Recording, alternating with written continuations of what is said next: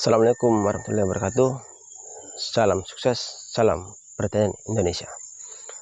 Pada kesempatan kali ini kita akan membahas sebuah topik yang selalu menjadi perbincangan di kalangan petani, khususnya di kalangan petani pepaya California. Jadi di dalam berbudaya pepaya California itu yang paling sering terjadi atau banyak ditemukan di lapangan adalah ketika pepaya California ini ditanam, ternyata ketika berbuah, buahnya ada dua macam, bahkan tiga, tapi yang paling umum atau paling sering terjadi adalah hanya dua. Yang pertama pepaya California yang berbuah lonjong, dan yang kedua pepaya California yang berbuah bulat. Yang menjadi persoalan adalah sebetulnya bukan tentang entah buahnya itu lonjong atau bulat, tapi justru yang menjadi persoalan adalah ketika di pasaran atau di pembeli, di kalangan market dalam hal ini, ternyata ada sebagian yang beranggapan bahwa ketika pepaya California itu bulat, itu bukan pepaya California, itu sama dengan pepaya biasa yang tumbuh secara liar di alam. Dan yang kedua, memang ada juga pembeli atau masyarakat yang tidak mau membeli pepaya California ketika dia berbentuk bulat. Nah, itu yang menjadi persoalan kita. Dan ada juga misalnya yang mau membeli, tapi mereka membeli dengan harga yang tidak sama ketika pepaya California itu berbentuk lonjong. Nah, itu yang menjadi persoalan. Apa yang bisa menjadi alternatif yang bisa kita tempuh ketika seperti ini? Nah, kita sebetulnya bisa melakukannya dari pola tanam atau dari cara kita menanam.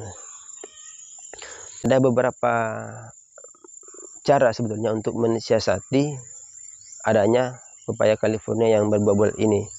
Itu yang pertama, itu bisa dilakukan dengan cara melakukan sistem tanam dua dalam satu lubang. Jadi ketika teman-teman menanam, itu dalam satu lubang tanam itu kita menanam dua batang pepaya seperti itu.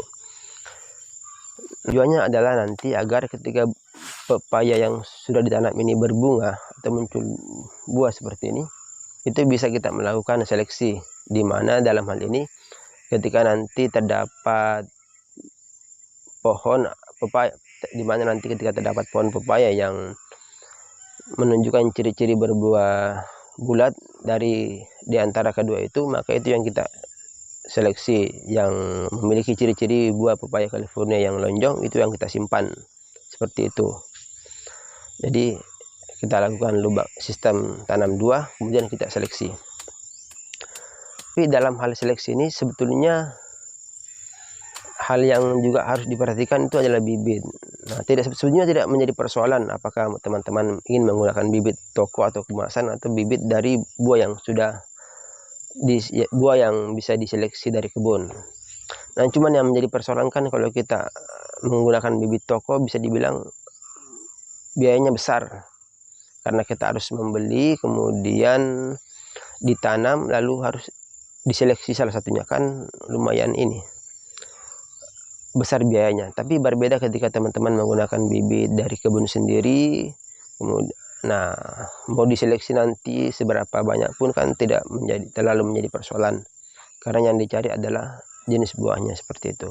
Adapun cara yang bisa digunakan untuk mengetahui apakah nanti ketika pepaya ini berbuah atau berbunga, cara untuk mengetahui yang mana pohon yang berbuah bulat dan yang mana berbuah lonjong.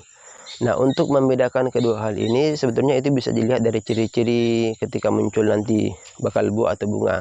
Untuk pepaya California yang berbuah bulat itu nanti bisa dilihat dari bakal buah atau bunganya yang runcing, yaitu besar di bagian pangkal, kemudian kecil di bagian ujungnya. Atau kalau belum bisa membedakan secara jelas dari ciri-ciri fisik, itu nanti teman-teman bisa ambil bunganya, kemudian dibuka ya, dikupas, lalu dilihat bagian dalamnya. Ketika di bagian dalamnya hanya terdapat buah, berarti itu adalah bisa dipastikan pepaya California berbuah bulat. Nah, tapi ketika teman-teman mengambil bunganya, kemudian dikupas, lalu dilihat bagian dalam, lalu teman-teman melihat bagian dalamnya, lalu di dalamnya itu terdapat serbuk sari atau semacam benang-benang begitu. Nah, itu dipastikan adalah buah pepaya California yang berbuah lonjong. Nah, seperti itu. Nah, mungkin itu teman-teman, kawan-kawan petani yang bisa kami sampaikan dari pengalaman yang kami alami selama ini. Semoga ada manfaatnya. Ketika ada yang kurang, mohon dikoreksi atau ditambahkan, silakan sampaikan di kolom komentar. Salam petani, jaya Indonesia.